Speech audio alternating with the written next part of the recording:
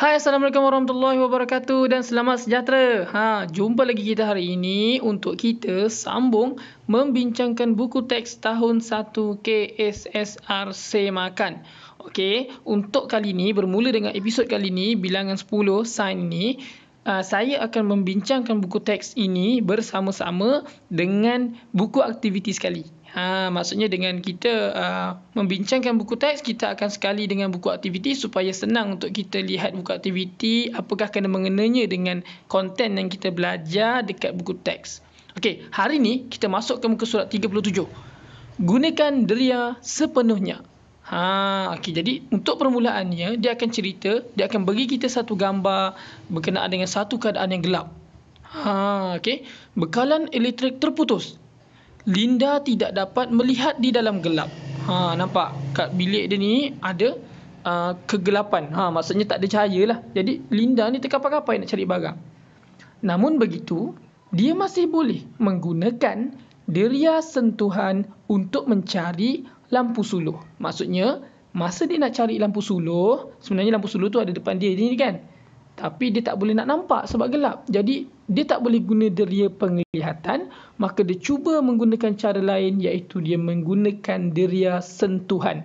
Jadi dia sentuh sana, sentuh sini, raba sana, raba sini sampailah dia jumpa lampu suluh, kerana bila dia pegang lampu suluh dia ingat bentuknya, dan bila dia ingat bentuknya dia tahu itu lampu suluh, maka dia pun jumpa.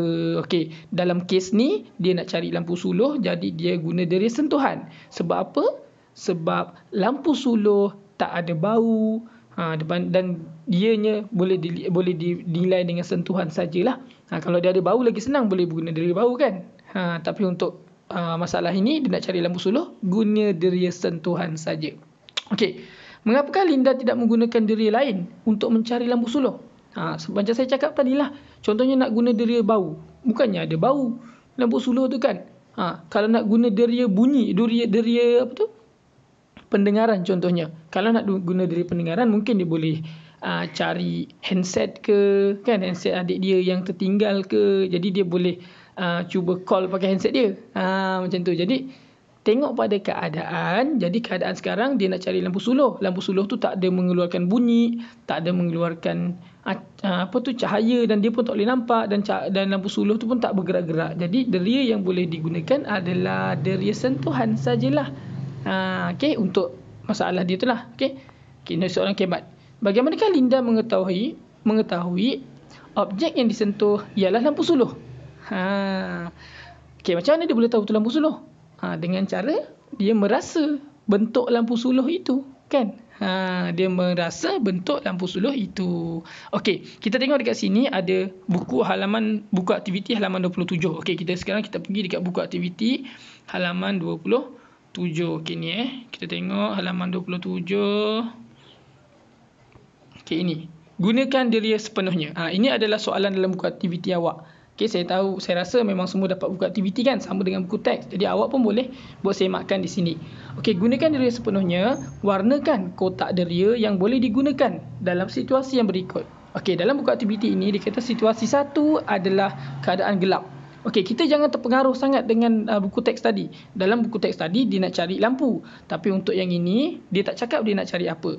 Jadi bila soalan tu ditanya deria yang digunakan, maksudnya apakah deria yang kita boleh gunakan selain daripada mata untuk melihat kan? Sebab mata dah tak nampak, gelap. Jadi jawapan yang kita boleh jawab adalah deria penglihatan dah tentu tak boleh. Jadi jawapannya deria pendengaran. Ni betul. Okey, deria bau pun boleh jawab, dan deria sentuhan pun boleh jawab. Oleh sebab dia tak beritahu kita nak cari apa, maka kita boleh jawab tiga-tiga tu. Pendengaran, bau ataupun sentuhan. Okey.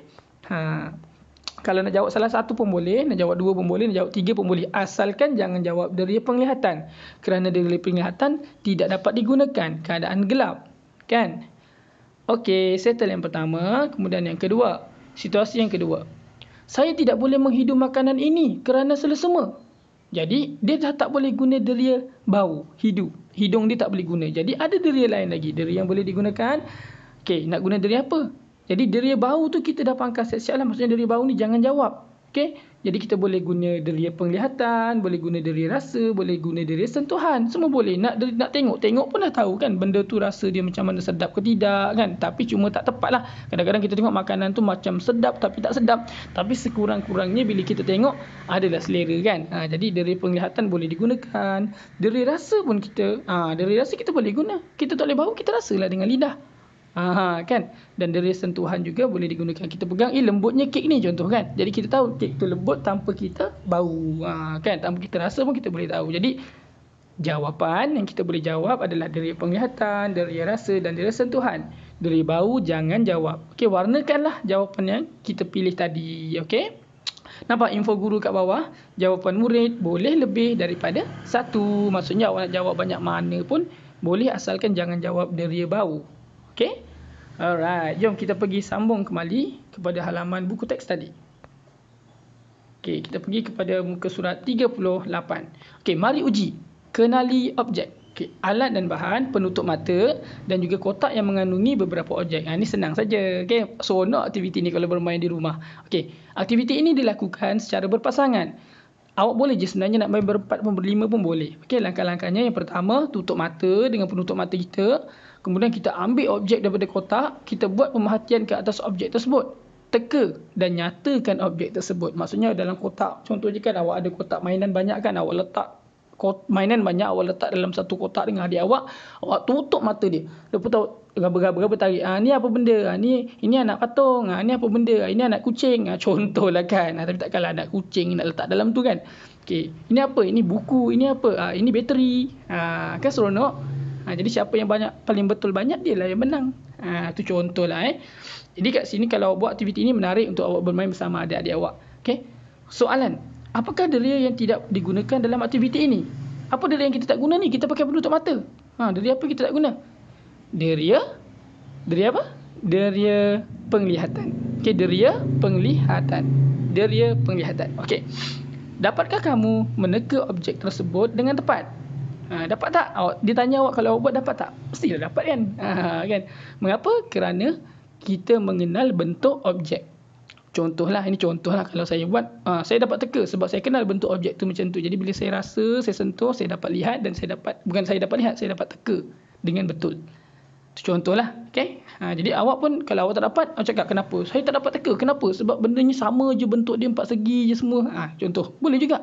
Ini bergantung pada aktiviti yang awak buat. Kalau masa awak buat tu awak tak dapat jawab lah. Kalau dapat lah kan. Sebab ini adalah satu aktiviti yang perbincangan, boleh dibincangkan. Okey, tak kisah betul atau salah. Okey, apabila sesuatu deria tidak berfungsi dengan baik, kamu masih boleh menggunakan deria yang lain untuk memerhati. Okey, contohnya cermin mata. Cermin mata ialah tu contohnya, ini contoh kalau orang dah tak boleh nampak sangat kan, dah rabun. Cermin mata ialah alat bantu yang digunakan untuk melihat apabila mata tidak dapat melihat dengan jelas. Kalau kita dah rabun contohnya, kita terpaksalah pakai cermin mata. Okay, cermin mata ini akan membantu kita supaya dapat melihat dengan jelas. Kedua, ni alat bantu pendengaran ni. Alat bantu pendengaran yang dapat membantu deria pendengaran yang tidak dapat berfungsi dengan baik. Maksudnya orang yang tak apa-apa dengar tu dia boleh pakai ni alat bantu pendengaran. Ini cuma jaranglah kita nampak. Selalu kita nampak orang yang tak jelas mata dia pakai cermin mata kan. Jarang kalau kat sekolah kita nampak alat bantu pendengaran, tapi ada, bukan tak ada. Okey.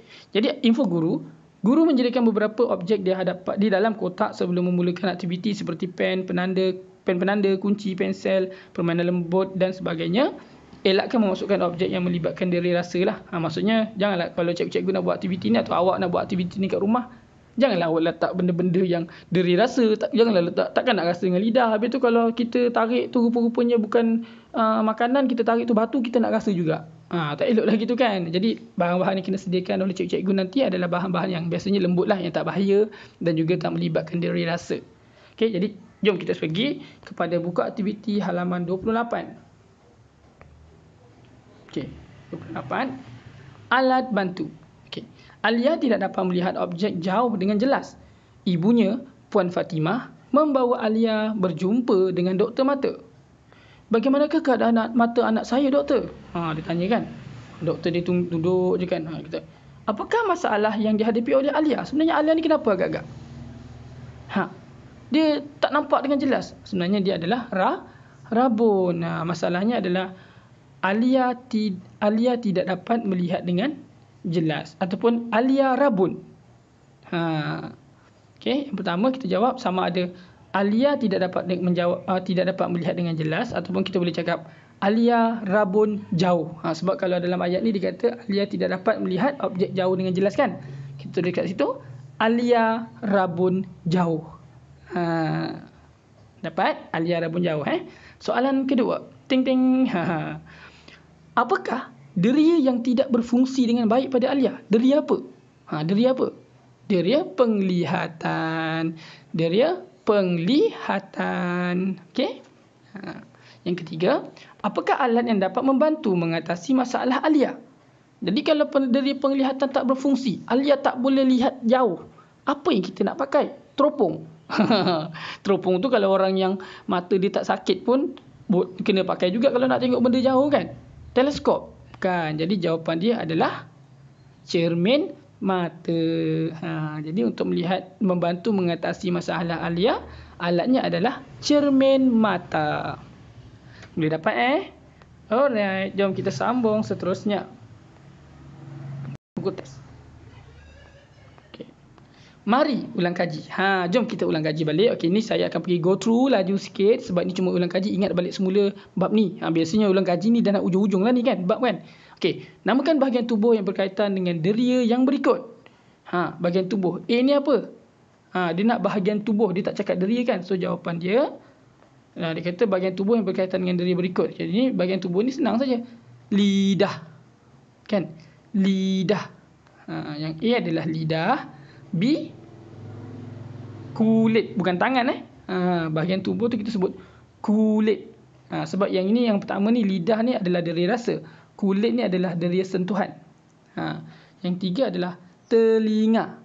Telinga ni deria apa? Deria pendengaran kan. Jadi jawapan dia nak bahagian tubuh. Dia tak cakap deria. Okey. So, yang pertama saya ulang sekali lagi. Yang A, lidah. B, bukan kulit. Dan C adalah telinga. Okey. Yang B tu kenapa tak boleh jawab jari, tak boleh jawab tangan? Sebab ini berkaitan dengan sentuhan. Kulit lah. Kita sebut secara general lah kulit. Tangan tu wakilnya saja. Sebenarnya bahagian-bahagian badan kita lain pun ada melibatkan sentuhan. Kadang-kadang kita guna bahu, kita guna kaki pun sentuhan juga kan.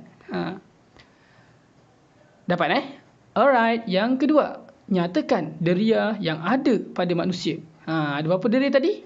Ingat tak dulu kita belajar yang kedua ni? Deria ada 5. Yang pertama, deria rasa, deria bau, deria pendengaran, deria penglihatan dan deria sentuhan. Okey, 5 tu. Ingat betul-betul ada 5. Nyatakan deria yang ada, maksudnya kita kena senaraikan semua kelima-lima yang saya sebutkan tadi. Yang ketiga, kelaskan objek yang berikut berdasarkan baunya. Lengkapkan jawapan dalam jadual pengkelasan. Maksudnya kita kena buat pengkelasan. Maksudnya kita kelaskan. Okey, yang pertama kita tengok minyak wangi, belacan, sampah dan mengerus. Kita tahu kalau berkenaan dengan bau, minyak wangi mestilah wangi, kan? Belacan bau dia busuk. Kan? Sampah bau dia busuk dan mengerus bau dia wangi. Jadi kita buat jadual, maksudnya nanti awak buat satu jadual, awak asingkan. Yang pertama adalah minyak wangi, awak asingkan kat situ. Yang kumpulan yang pertama minyak wangi mengerus.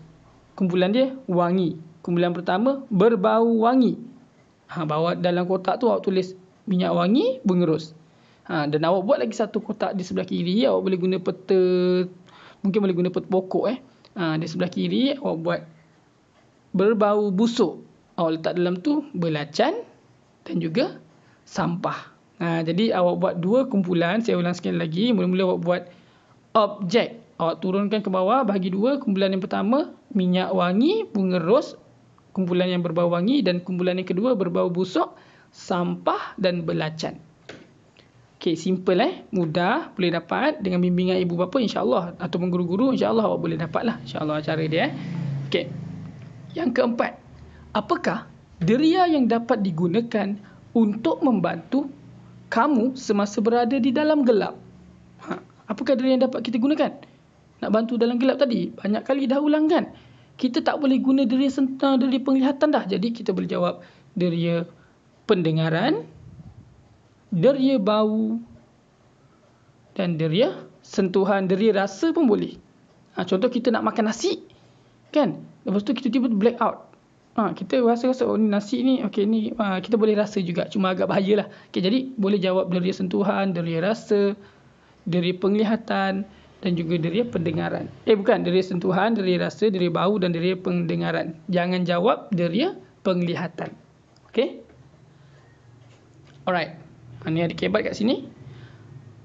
Kaburnya saya tidak dapat membaca teks ini. Kebat ni dia tanya, apakah alat yang dapat membantu Amir membaca dengan lebih jelas? Biasanya kalau orang tak nampak dekat-dekat ni, dalam ni biasanya rabun dekat tau. Bukan rabun jauh. Rabun dekat ni biasanya orang-orang lama, orang-orang yang dah berusia. Kalau rabun jauh ni biasa kanak-kanak. Tapi kita tengok si Amir ni dia tak nampak pula dekat-dekat. Dia rabun dekat rasanya dia ni. Jadi alatnya apa? Jawapan dia cermin mata. Simple saja kan. Okey, jom kita pergi. Okey, settle kita berbincang tentang itu. Kita ingat semula. Okey. Saya rasa saya nak habiskan lah kot mungkin bab ni. Okey, ingat semula bahagian tubuh manusia yang mempunyai deria. Yang pertama, mata, deria penglihatan, telinga, deria pendengaran, lidah, deria rasa, hidung, deria bau dan kulit, deria sentuhan. Nampak?